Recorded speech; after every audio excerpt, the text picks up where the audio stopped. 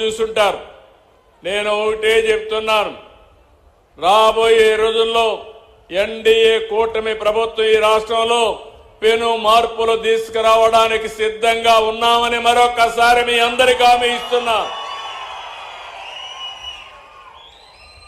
ఇప్పటికే నేను చెప్పాను, సూపర్ 6 అన్నాం, మీరే చూశారు. సూపర్ హిట్ చేశామా లేదా అని మిమ్మల్ని అడుగుతున్నాను. మొదలు తారీఖు వస్తే పేదల సేవలు ఇంటింటికి వస్తున్నాం. నేను కూడా తిరుగుతున్నా, ఎమ్మెల్యేలు తిరగమన్నాను.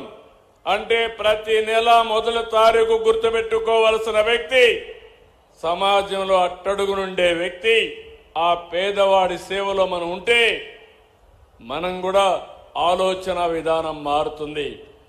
ఈరోజు ఒక పెన్షన్ మీరు చూశారు, 4,000, 6,000, 10,000, 15,000 అవసరాన్ని బట్టి భారతదేశంలో ఏ రాష్ట్రం కూడా దరిదాపుల్లో కూడా లేదు. అలాంటి పెద్ద సంక్షేమ కార్యక్రమాన్ని ఇచ్చింది ఈ యొక్క ఎన్డీఏ ప్రభుత్వం ఆంధ్రప్రదేశ్ రాష్ట్రంలో. తల్లికి వందనం ఇచ్చాం. ఈరోజు మీరు చూశారు, ఎంతమంది పిల్లలుంటే అంతమందికి 15,000 మీ అకౌంట్లో వేసామా లేదా అని అడుగుతున్నా. అన్నదాత సుఖీభవ. నేను ఒకటే ఆలోచిస్తున్నా, ప్రతి ఎకరాకు నీళ్లు ఇవ్వాలని, రైతుకు గిట్టుబాటు ధర వచ్చే పంటలే వేయించాలని. ప్రజల్లో కూడా ఆహారపు అలవాట్లు మారిపోయినాయి, వాళ్ళకు అవసరమైన పంటలు పండించాలని చెప్పి ఆలోచిస్తున్నాం. దీనికోసం అగ్రి టెక్ తీసుకొచ్చాం, రైతుకు టెక్నాలజీ అలవాటు చేసే పరిస్థితికి వచ్చాం.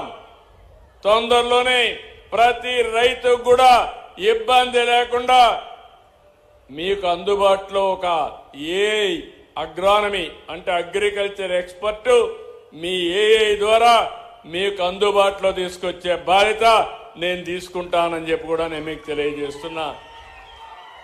మొన్నే మీరు చూశారు, ఉండవల్లిలో బిల్ గేట్స్ వచ్చి టెక్నాలజీ మన వాళ్ళు ఎట్లా ఉపయోగిస్తున్నారో చూసిన తర్వాత చాలా ఆనందపడ్డాడు.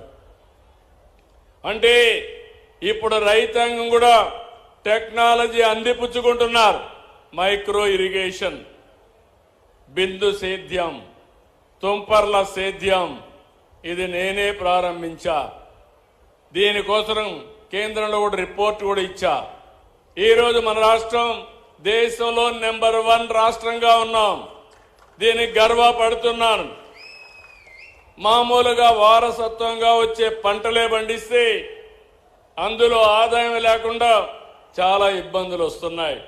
అందుకే ఈరోజు మీరు చూస్తే రాయలసీమ మొత్తం ఒక హార్టికల్చర్ హబ్ గా తయారు చేస్తున్నాం.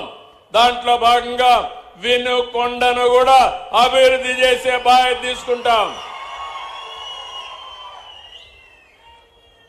ప్రతి ఒక్కడికి అన్నం పెట్టాలనే ఉద్దేశంతో మధ్యాహ్నం కానీ సాయంత్రం కానీ తెల్లవారి కానీ తిండి లేదు, అదే మరి ఆకలితో బాధపడుతుందనే పరిస్థితి రాకూడదని 5 రూపాయలకే ఈ రోజుట్లో మీకు భోజనం పెడుతున్నామంటే అది ఈ ప్రభుత్వం యొక్క విధానం. ఈ ఒకటే కాదు, ఆర్టీసీలో మా ఆడబిడ్డలు శ్రీ శక్తి బస్సులన్నీ కిటకిటలాడుతున్నాయి, కళకళలాడుతున్నాయి. శ్రీ శక్తి ఏంటో నిరూపించే పరిస్థితికి మా ఆడబిడ్డలు వచ్చారు. దీనివల్ల ఆర్థిక పరిస్థితులు మారతాయి.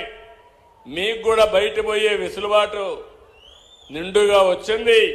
దాన్ని చూసిన తర్వాత మీరు కూడా వ్యాపారవేత్తలుగా తయారు చేసే బాధ్యత నేను తీసుకుంటున్నాను. పోయిన మార్చిలో పెట్టాను 1,00,000 మంది ఎంఎస్ఎంఈ చిన్న చిన్న ఫ్యాక్టరీస్ పెట్టుకోమని చెప్పాం. ఈ సంవత్సరం ఒక 5 లక్షల మందిని మళ్లీ ప్రమోట్ చేస్తాం. నేను పెట్టిన వ్యవస్థ డాక్రా సంఘాలు, మహిళలు ఎప్పుడు నాకు అండగా ఉన్నారు.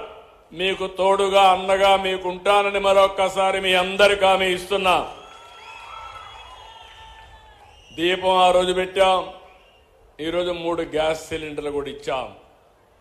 నేను ఒకటే మీ అందరికీ విజ్ఞప్తి చేస్తున్నా, ప్రభుత్వం అనేది సంక్షేమ కార్యక్రమాల ద్వారా పేదవాళ్ళకు అండగా ఉంటాం, అందరి జీవితాల్లో వెలుగు తీసుకొస్తాం.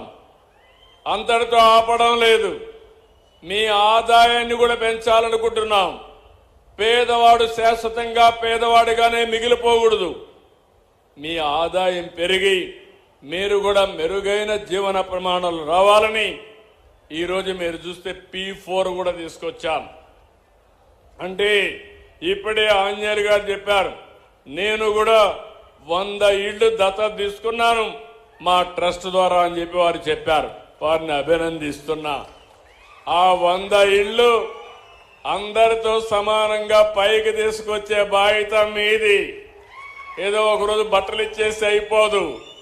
అట్లా కాకుండా short term, medium term, long term పెట్టుకుని వాళ్ళ ఇంట్లో చదువుకునే పిల్లలుంటే బాగా చదివించి వాళ్ళకుండే ఆస్తులన్నీ కూడా చిన్న చిన్న ఆస్తులుంటే ఆ ఆస్తులను కూడా ఆదాయాన్ని పెంచే మార్గాలు వారికి నేర్పించి వారు మీ కుటుంబంతో సమానంగా కాకపోయినా కుడి ఎడమగా తీసుకుపోయే బాధ్యత, ఆ 100 కుటుంబాలని ప్రయోజకులుగా చేసే బాధ్యత శివశక్తి ఆంజనేయులు గారిదని చెప్పి కూడా నేను మీకు తెలియజేస్తున్నా. 10 లక్షల కుటుంబాలని దత్తత తీసుకున్నాం. P4 కింద 1 లక్ష మంది మార్గదర్శులు పనిచేస్తున్నారు. నేను ఎక్కువ శ్రద్ధ పెడుతున్నా. అట్టడుగు నుండే 20% బంగారు కుటుంబాలు, పైనుండే 10% మార్గదర్శులు. వీళ్ళిద్దరూ కలిసి అనునిత్యం పనిచేస్తే బంగారు కుటుంబాలు మార్గదర్శులు అవుతారు. కొంతమంది పైనుండే వాళ్ళ కిందికి వస్తారు. మళ్ళా వాళ్ళ మీద శ్రద్ధ పెట్టి ప్రభుత్వం P4 మోడల్లో అందరినీ పైకి తీసుకొచ్చే బాధ్యత, మెరుగైన జీవన ప్రమాణాలు ఇచ్చే బాధ్యత తీసుకుంటామని మీ అందరికీ హామీ ఇస్తున్నాను. ఇదే కాకుండా ఈరోజు పెను మార్పులు కూడా టెక్నాలజీలో తీసుకొస్తున్నాం.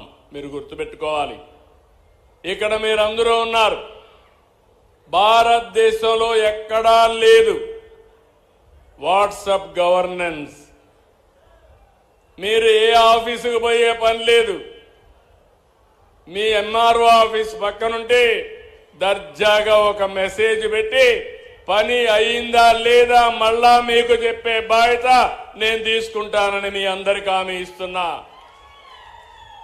అందరికీ సెల్ ఫోన్లు ఉన్నాయి ఇక్కడ.